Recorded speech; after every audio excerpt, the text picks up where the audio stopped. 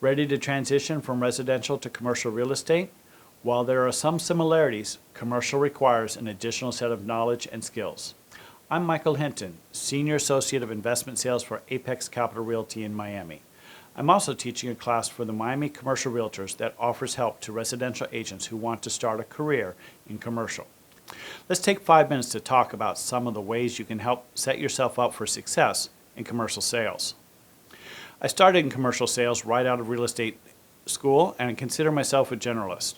I focused more on retail and office investment sales in the last few years. When I first started, I didn't have a mastery of the analytics of commercial sales, but I had some great mentors along the way, which leads me to my first suggestion. Get your CCIM designation. It stands for Certified Commercial Investment Member.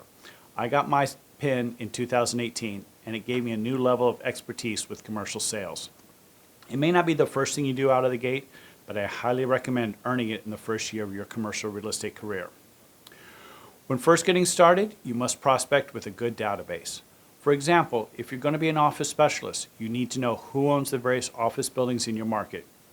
You should also know what inventory is available and what landlords are charging for common area expenses, parking, and other services. Where do you get this information? Check out databases that offer specific information about commercial real estate, including Realtor Property Resource, Crexi, and Brevitas. Once you assemble this information, you need to put it in a customer relationship manager or a CRM database. Your CRM can be as simple as an Excel spreadsheet or as sophisticated as an immersive dashboard. Some examples specific to commercial real estate are HubSpot and RealNext, but there are many options. Next, do your research on values. In commercial real estate versus residential, it's less important to know what the neighbor's building sold for. In residential, we call those comps. But for commercial, we base price on development and highest and best use, and what can be derived from cash flow or an owner's use for the property.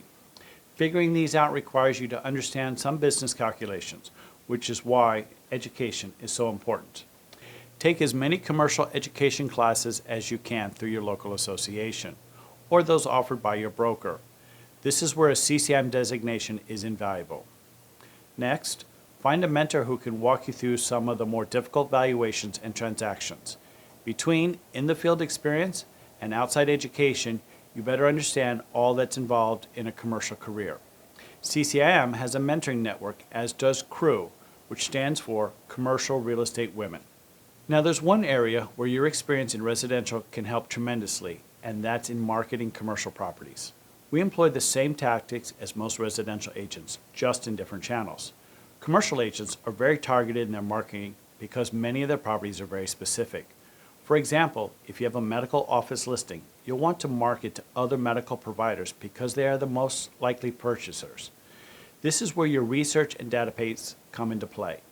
You'll search for medical providers and market to them specifically with phone calls, email, and even door knocking to find the highest and best use for that particular property.